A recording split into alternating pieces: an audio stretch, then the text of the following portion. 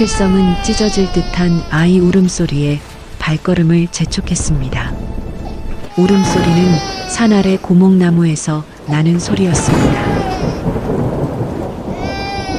아이고 세상에, 누가 여기에다 아이를.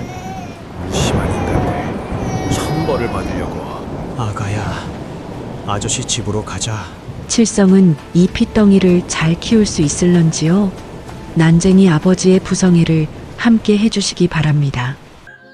야담 삼천리가 널리 펴지도록 구독, 좋아요로 응원의 마음을 보태주세요. 삼천리 방방곡곡 전해져 내려오는 옛날 이야기 지금 시작합니다. 하늘이 노하였는지 청룡산 줄기마다 시커먼 먹구름이 내려앉아 억수 같은 장대비를 퍼붓던 날이었습니다. 눅눅한 흙내음과 비에 맞은 풀냄새가 뒤섞인 거친 빗줄기는 산길을 온통 진흙탕으로 만들어버렸지요. 약초꾼 칠성이는 제 몸뚱이보다 커다란 망태기를 짊어진 채 미끄러운 바위 틈을 위태롭게 내려오고 있었습니다. 그때였습니다. 쌓아 쏟아지는 빗소리를 뚫고 가느다란 아이의 울음소리가 칠성이의 귀를 파고들었습니다. 처음엔 산짐승의 울음인가 싶어 멈춰섰지만 이내 들려오는 소리는 분명 목이 다 쉰 핏덩이의 비명이었습니다. 칠성이는 발등까지 차오르는 진흙을 헤치며 소리가 나는 고목 아래로 향했습니다. 그곳에는 비단 포대기에 쌓인 갓난아이가 온몸이 젖은 채 자지러지게 울고 있었지요. 칠성이는 투박하고 거친 손으로 아이를 얼른 품에 안았습니다. 차디찬 아이의 살결이 가슴에 닿는 순간 칠성이는 심장이 북소리처럼 둥둥 울리는 것을 느꼈습니다. 하늘도 무심하시지, 이 어린 것을 어찌 이런 곳에 버렸단 말이냐. 칠성이는 아이를 품에 꼭 안고 빗속을 달렸습니다. 제 키보다 높게 차오르는 수풀을 헤치고 가쁜 숨을 몰아쉬며 산등성이 위 작은 오두막으로 내달렸습니다. 집에 도착하자마자 칠성이는 젖은 옷도 갈아입지 못한 채 아궁이에 불부터 지폈습니다. 눅눅한 나무 장작이 타닥타닥 소리를 내며 매운 연기를 내뿜었지만 칠성이의 마음은 오직 아이의 빈속을 채워줄 생각뿐이었지요. 사내 놈 혼자 사는 집에 변변한 세간살이가 있을 리 만무하지만 칠성이는 귀하게 아껴두었던 쌀 한 줌을 꺼내 정성껏 씻었습니다. 무쇠솥에 물을 넉넉히 붓고 쌀알이 형체도 없이 으스러질 때까지 주걱을 젓고 또 저었습니다. 보글보글 미음 끓는 구수한 냄새가 방 안의 한기를 밀어낼 즈음 칠성이는 잘 다려진 미음을 한 국물 떠서 제 입술에 대보았습니다. 너무 뜨겁지는 않은지 아이가 먹기에 너무 거칠지는 않은지 몇 번이고 확인했지요. 아이는 배가 고파 기운이 다 빠졌는지 가느다란 신음만 내뱉고 있었습니다. 칠성이는 아이를 무릎에 눕히고 숟가락 끝에 살짝 미음을 묻혀 입술에 대주었습니다. 처음에는 입을 꾹 닫고 있던 아이가 따뜻한 미음 맛을 보더니 이내 작은 입술을 오물거리며 받아먹기 시작했습니다. 칠성이는 아이의 입가로 흐르는 미음을 거친 손가락으로 조심조심 닦아주었습니다. 꼴깍이며 미음 넘기는 소리가 어찌나 대견하고 눈물겨운지 칠성이의 굵은 주름 사이로 뜨거운 눈물 한 방울이 툭 떨어졌습니다. 아이는 배가 좀 찼는지 어느새 울음을 멈추고 칠성이의 손가락을 작은 손으로 꼭 쥐었습니다. 그 작고 따뜻한 온기에 칠성이는 비로소 아이를 향해 희미하게 미소 지었습니다. 캄캄한 청룡산 오두막 안 비바람 소리는 여전했지만 두 사람 사이에는 세상 그 무엇보다 따뜻한 인연의 불꽃이 피어오르고 있었습니다. 칠성이의 정성 어린 미움에도 불구하고 핏덩이는 영 기운을 차리지 못했습니다. 제대로 된 젖을 먹지 못한 탓인지 아이의 울음소리는 날이 갈수록 가늘어졌고 칠성이의 가슴은 새까맣게 타들어갔지요. 결국 칠성이는 결심한 듯 아이를 포대기에 쌓아 등에 업었습니다. 그리고는 자신을 벌레 보듯 하는 마을 사람들의 시선이 뻔히 기다리는 산 아래 마을로 발걸음을 옮겼습니다. 마을 어귀에 들어서자마자 사람들의 수군거림이 칠성이의 뒤통수를 때렸습니다. 저 난쟁이 약초꾼이 외내를 업고 저리 돌아다닌대? 어디서 남의 자식을 훔쳐온 거 아니야? 아랑곳하지 않고 칠성이는 갓 해산했다는 소문이 들리는 집들만 골라 문을 두드렸습니다. 하지만 돌아오는 건 재수없게 어디 난쟁이가 남의 집 문턱을 넘보느냐는 매몰찬 호통과 올가매는 듯한 멸시의 눈초리뿐이었습니다. 칠성이는 마당 한가운데에 무릎을 꿇고 주저앉았습니다. 쏟아지는 햇살 아래 칠성이의 굽은 등은 더없이 작아 보였지만 아이를 감싼 포대기만큼은 흐트러짐이 없었지요. 칠성이는 바닥에 머리를 조아리며 간청했습니다. 마님, 제발 이 어린 생명 좀 살려주십시오. 제가 평생 산에서 캔 귀한 약초는 다 드릴 터이니 우리 아이에게 젖 한 모금만 나눠주십시오. 빗물보다 뜨거운 눈물이 칠성이의 굵은 주름 사이로 비 오듯 흘러내렸습니다. 한참을 빌고 또 빌었을까요? 칠성이의 처절한 곡소리에 마음이 움직였는지 집안에서 아이를 아는 젊은 안악이 조심스럽게 걸어 나왔습니다. 주변 사람들은 부정탄다며 혀를 찼지만 칠성이는 그저 그 안악의 발끝만 바라보며 고맙다고, 정말 고맙다며 땅바닥을 긁어댔습니다. 안악이 아이를 받아 안고 젖을 물리자 자지러지게 울던 아이가 이내 평온을 되찾고 꼴깍꼴깍 젖을 넘기기 시작했습니다. 그 평화로운 소리가 마당 가득 울려 퍼지는 동안 칠성이는 마당 구석에 엎드려 제 손바닥에 얼굴을 묻었습니다. 사람들의 비웃음과 모욕은 이제 아무래도 상관없었습니다. 젖을 먹고 배가 볼록해진 아이를 다시 넘겨받았을 때 아이가 내뱉는 따뜻한 숨결 하나가 칠성이에게는 천하를 다 얻은 것보다 귀했지요. 칠성이는 아이의 뺨에 제 거친 얼굴을 부벼대며 나지막이 속삭였습니다. 그래, 살아야 한다. 아비가 어떻게든 너를 살려낼 것이니 너는 그저 숨만 쉬어다오. 노을 지는 마을길을 따라 돌아오는 칠성이의 그림자는 길게 늘어났고 그 굽은 등 위에서 아이는 생애 처음으로 가장 깊은 단잠에 빠져들고 있었습니다. 깊은 밤 아궁이의 불꽃이 잦아들고 방 안에는 새근거리는 아기의 숨소리만 가득했습니다. 칠성이는 아기의 작고 고운 얼굴을 넋을 잃고 바라보았지요. 빗속에서 떨던 핏덩이가 이제야 제법 사람 구실을 하며 잠든 모습이 어찌나 기특하던지 칠성이는 아기의 보드라운 손가락을 제 거친 손으로 가만히 감싸쥐었습니다. 칠성이는 나지막이 입을 뗐습니다. 아가, 내 이름은 이제부터 별이다. 비바람 치던 밤에 길 잃은 나를 찾아온 어린 별. 세상 사람들이 아무리 우리를 손가락질해도 너만은 하늘의 별처럼 높고 귀하게 자라야 한다. 칠성이의 눈에서 떨어진 눈물 한 방울이 아기의 이마에 닿았습니다. 아이는 마치 대답이라도 하듯 방긋 미소를 지으며 칠성이의 손가락을 꼭 쥐었지요. 그 작은 손의 온기가 칠성이의 가슴속 깊은 응어리를 눈 녹듯 녹여주었습니다. 난쟁이 아비와 하늘에서 내려온 별, 그렇게 두 사람의 인연은 깊은 밤을 밝히는 등불처럼 단단해져 갔습니다. 첩첩산중 청룡산의 아침은 짙은 안개와 함께 시작되었습니다. 칠성이는 오늘도 깊은 산행을 준비하며 한숨을 내쉬었지요.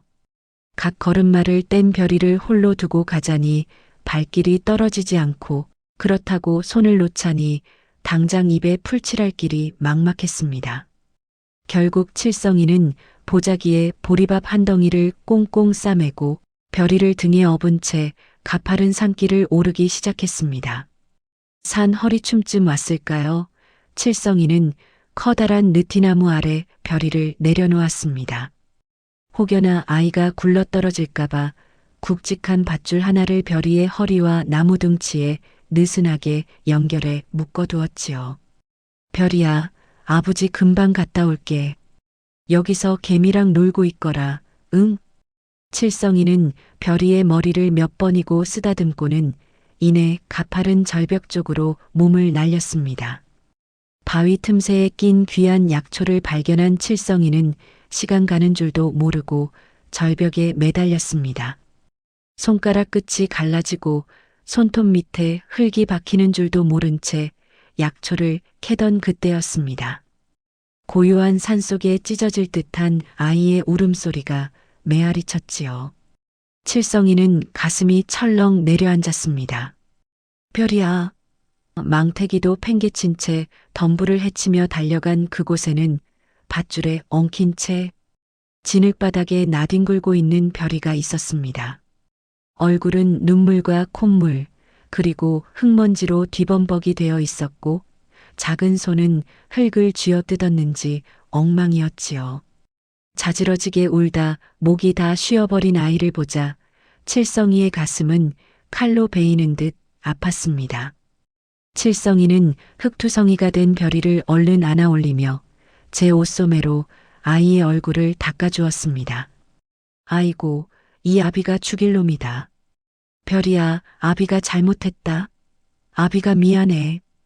칠성이의 눈에서도 뜨거운 눈물이 본물처럼 터져 나왔습니다. 진정이 되지 않아 꺼이꺼이 우는 별이를 보며 칠성이는 품속에서 식어버린 보리밥 뭉치를 꺼냈습니다. 하지만 목이 메어 넘기지도 못할 별이에게 그 딱딱한 밥을 그냥 먹일 수는 없었지요. 칠성이는 보리밥 한 수를 제 입에 넣고 정성껏 씹기 시작했습니다. 마치 어미새가 제 새끼에게 줄 먹이를 미리 삭히듯 칠성이는 제 침과 온기로 보리밥을 아주 부드럽게 녹여냈습니다. 그러고는 그 따뜻해진 밥알을 별이의 작은 입안에 조심스럽게 넣어주었지요. 별이는 아비의 눈물을 받아먹듯 그 부드러운 밥알을 꿀꺽 삼켰습니다. 한 입, 또 한 입. 칠성이는 제 입안에서 밥을 이겨 별이에게 전해주며 아이의 흙 묻은 발을 제 가슴팍에 꼭 품었습니다. 산새들도 숨을 죽인 채 바라보는 그 깊은 숲속, 난쟁이 아비가 씹어 넘겨주는 보리밥은 세상, 그 어떤 진수성찬보다 따뜻하고 눈물겨운 사랑이었습니다. 청룡산 깊은 골짜기에 흐르던 시린 바람도 어느덧 잦아들고 장터로 향하는 길목엔 이름 모를 들꽃들이 고개를 내밀기 시작했습니다. 난쟁이 칠성이가 별이의 손을 꼭 잡고 저작거리를 향해 걷고 있습니다. 평소라면 사람들의 눈이 무서워 산 아래로는 발길도 하지 않았을 그였지만 오늘은 큰 마음을 먹었습니다. 별이의 자그마한 발바닥에 닿는 흙이 안쓰러워 발에 꼭 맞는 꽃신을 하나 사려는 것이지요. 아비는 다 해진 집신짝이어도 충분하지만 별이는 그리하고 싶지 않았지만 여진 맘대로 되지 않던 살림살이였지요. 저작거리의 소란스러운 풍경이 눈앞에 펼쳐집니다. 차가운 새벽 서리가 가시지 않은 장터, 귀퉁이에서 난쟁이 칠성이는 오늘도 무거운 뗄나무 짐을 발치에 두고 서 있습니다. 어이구, 나으리, 이 나무 좀 보십시오. 청룡산 깊은 골짜기에서 바위 틈을 타고 자란 아주 단단한 놈들입니다요. 불기운이 오래가고 연기도 적어 밥 짓기에 이만한 게 없답니다요. 칠성이는 지나가는 양반네들의 옷자락이라도 닿을세라 연신 허리를 굽히며 손을 비벼댑니다. 머리가 땅에 닿을 듯 굽신거리는 그 모습이 어찌나 간절한지 그의 굽은 등 위로 시린 겨울바람이 사정없이 들이칩니다.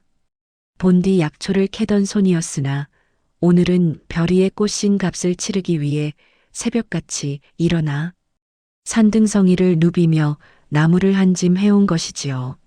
하지만 사람들은 그저 힐끗 쳐다보고는 쯧쯧 혀를 차며 지나갈 뿐입니다. 난쟁이가 해온 나무가 오죽하겠냐는 그 차가운 무시가 화살처럼 가슴을 찌르지만 칠성이는 아랑곳하지 않습니다. 나으리, 제발 한 번만 살펴주십시오. 아주 헐값에 드릴 테니 제발 좀 사가십시오. 그가 연신 고개를 숙일 때마다 그의 작은 몸집은 더욱 위태롭게 흔들리고 그의 입에선 하얀 입김이 서글프게 흩어집니다. 시끌벅적한 저작거리 한복판, 떡 장수, 엿 장수 가위질 소리가 챙그랑챙그랑 요란한 그곳에 칠성이와 별이가 서 있습니다. 나무판 동과 집에서 챙겨온 엽전 몇 잎을 허리 춤 깊이 갈무리하고선 오늘따라 유난히 고운 신발들이 즐비한 신발전 앞에서 칠성이는 주저없이 먼지 폴폴 날리는 흙바닥에 털썩 주저앉았습니다. 남들의 시선 따위는 이제 아무래도 좋다는 듯이 말입니다. 칠성이는 떨리는 손으로 가장 고운 빨간 비단꽃 씬 한 켤레를 집어들었습니다. 그러고는 별이의 작고 보드라운 발을 제 투박한 손으로 조심스레 감싸주며 다정하게 말했지요. 자, 이거 한번 신어보자, 별아. 거칠디거친 아비의 손가락이 조심조심 비단신을 아이 발에 끼워 넣는 그 순간 시장통의 소음도 잠시 숨을 죽인 듯 고요해졌습니다. 어쩜 이리도 꼭 맞을까요? 마치 태어날 때부터 제 신이었던 것처럼 꽃씨는 별이 발에 착 감겼습니다. 별이는 신기한 듯 제 발을 내려다보더니 이내 신이 나서 바닥을 쿵 하고 굴러봅니다. 또다시 쿵, 쿵. 발끝에서 피어나는 붉은 꽃송이가 마냥 신기한지 아이의 얼굴엔 세상을 다 가진 듯한 웃음꽃이 활짝 피어났습니다. 옳지, 우리 별이 그리도 좋으냐? 자, 오늘은 아버지 어깨에 타자. 세상 구경 실컷 하거라. 칠성이는 별이를 번쩍 들어 자신의 단단한 어깨 위에 무등을 태웠습니다. 난쟁이 아비의 어깨 위는 별이에게 세상에서 가장 높은 전망대였습니다. 별이는 신이 나서 칠성이의 어깨 위에서 들썩들썩 엉덩춤을 춥니다. 그럴 때마다 아이의 발에 심겨진 빨간 꽃가신이 칠성이의 눈앞에서 달랑달랑 춤을 추었지요. 그 작은 몸짓이 어깨를 짓누를 때마다 칠성이의 가슴 속에는 형용할 수 없는 감정이 파도처럼 밀려왔습니다. 평생 땅바닥만 보고 살아온 자신의 삶에 이렇게 고개를 들어 하늘을 보게 하는 존재가 생기다니요. 어깨를 파고드는 아이의 무게가 무겁기는커녕 오히려 칠성이를 둥실둥실 날아오르게 만들었습니다. 내 평생 짊어진 가난과 천대, 그 모진 짐들이 저 붉은 꽃신 한 켤레로 다 씻겨 내려가는구나.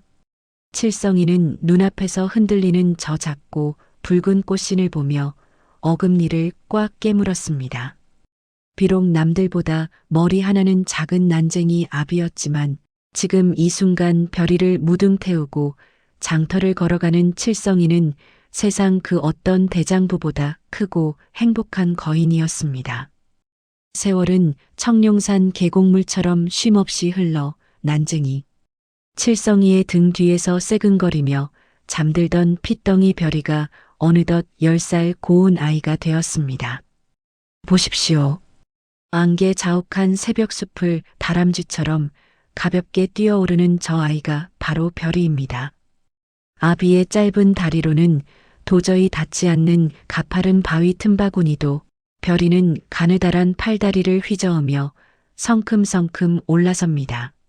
축축하게 젖은 흙내음이 코끝을 알싸하게 찌르고 멀리서 산짐승의 울음소리가 북소리처럼 둥둥 울려 퍼지는 깊은 산속입니다. 칠성이는 숨을 헐떡이며 제 키보다 높은 바위 아래 서서 고개를 한껏 젖히고 아이를 올려다봅니다. 별아, 조심해야 한다. 발밑에 눅눅한 이끼가 끼었으니 조심조심 디디거라. 칠성이의 갈라진 목소리가 산울림이 되어 돌아오지만 별이는 오히려 생긋 웃으며 아비를 안심시킵니다. 별이는 바위 틈새에 숨은 가느다란 풀줄기를 예리하게 포착합니다. 흙먼지가 풀풀 날리는 속에서도 아이의 눈동자는 보석처럼 빛이 납니다. 아버지, 여기 고본이 있습니다. 잎사귀가 가늘게 갈라진 것이 지난번에 가르쳐 주신 그 약초가 맞지요? 별이의 맑은 목소리에 칠성이의 얼굴에 깊은 주름이 행복하게 잡힙니다. 칠성이는 바구니를 고쳐 매며 대답합니다. 오냐, 장하다 우리 딸. 그놈은 뿌리가 깊으니 주변 흙을 부드럽게 달래가며 캐야 한다. 아비가 말한 대로 삭혀 먹이는 어미 새 마음으로 조심조심 다뤄야 해. 별이는 아비의 말을 새기며 작은 호미로 조심스럽게 흙을 파내기 시작합니다. 손톱 밑에 검은 흙이 끼고 무릎팍이 진흙탕에 구슬려도 아이는 아랑곳하지 않습니다. 오히려 아비가 십수년을 고생하며 익힌 약초 이름을 줄줄 외우며 기쁨을 찾습니다. 당귀, 청궁, 그리고 이름만 들어도 가슴이 떨리는 산삼까지 별이에게 사는 거대한 배움터이자 난쟁이 아비와 자신을 지켜주는 든든한 요람과도 같았습니다. 이윽고 별이가 캐낸 약초를 들고 바위 아래로 사뿐히 내려옵니다. 칠성이는 제 품속에서 꼬질꼬질하게 때가 탄 손수건을 꺼내 별이의 이마에 송골송골 맺힌 땀방울을 닦아줍니다. 내 새끼 고생 많았다. 이 아비가 작고 못나서 내가 이리 고생이구나. 칠성이의 말엔 미안함이 서려 있지만 별이는 아비의 거친 손을 자신의 작은 두 손으로 꼭 잡습니다. 아버지, 전산이 좋아요. 산바람 소리가 꼭 아버지 자장가 같거든요. 그리고 전 이 다음에 세상에서 제일 가는 약초꾼이 되어서 아버지 꽃길만 걷게 해드릴 거예요.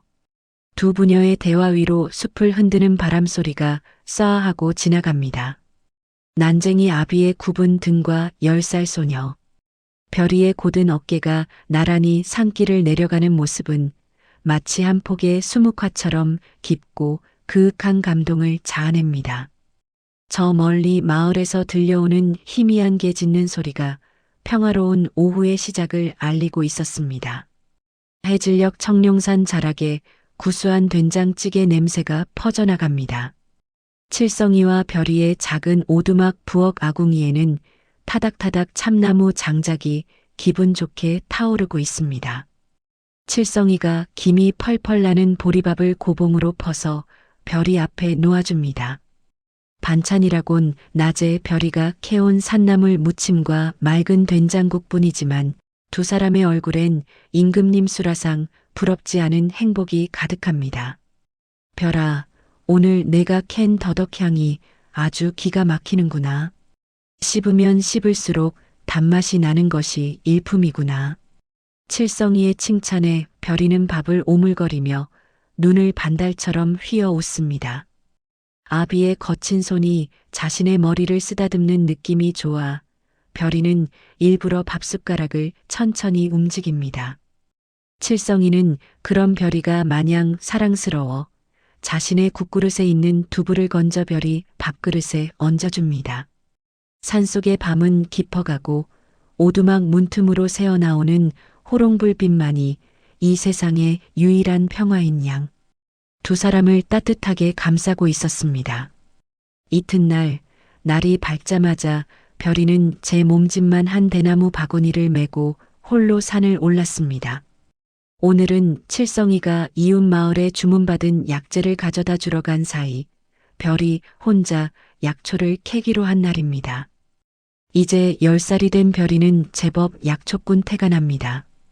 가파른 비탈에서도 다람쥐처럼 날렵하게 움직이며 아비가 가르쳐준 귀한 약초들을 쏙쏙 골라 바구니를 채워나갔습니다. 어느덧 해가 뉘엿뉘엿 서산으로 넘어가고 산 그림자가 길게 드리워지기 시작했습니다. 별이는 묵직해진 바구니를 추스르며 집으로 향하는 발걸음을 재촉했습니다. 오늘 저녁엔 아버지가 좋아하는 버섯을 넣고 국을 끓여야지. 별이의 머릿속은 온통 아비와 함께할 저녁 밥상 생각뿐이었습니다. 콧노래를 흥얼거리며 익숙한 산길을 내려오는 별이의 발걸음은 날아갈 듯 가벼웠습니다. 집이 가까워질수록 별이의 심장이 까닭없이 쿵쿵 뛰기 시작했습니다. 평소와 다름없는 산바람 소리, 풀벌레 소리였지만 왠지 모를 서늘한 기운이 별이의 뒷덜미를 스치고 지나갔습니다. 별이는 걸음을 멈추고 숨을 골랐습니다. 저 멀리 두 사람이 사는 작은 오두막의 초가지붕이 눈에 들어왔습니다. 그런데 말입니다. 늘 평화롭기만 하던 그 오두막 주변의 공기가 어딘가 이상했습니다. 아직 아버지가 돌아올 시간이 아닌데 마당에 낯선 그림자가 길게 드리워져 있는 것이 아니겠습니까? 별이는 바위 뒤에 몸을 숨기고 고개만 살짝 내밀어 집 쪽을 바라보았습니다. 순간 별이의 눈동자가 걷잡을 수 없이 흔들리기 시작했습니다. 등 뒤에 메고 있던 약초 바구니가 스르륵 미끄러져 땅바닥에 나뒹굴었습니다. 별이는 자신의 입을 두 손으로 틀어막았습니다. 그곳엔 그 평화로운 오두막 마당엔 결코 있어서는 안 될 낯선 존재들이 서 있었습니다. 별이의 작은 가슴이 공포로 곤두박질 치기 시작했습니다. 별이는 무엇을 보고 놀랐을까요? 이제 별이에게 운명의 시간이 오고 있는 건가요? 다음 이야기는 곧 바로 찾아뵙겠습니다. 여러분들의 아버지는 어디 계신가요? 댓글로 남겨주십시오.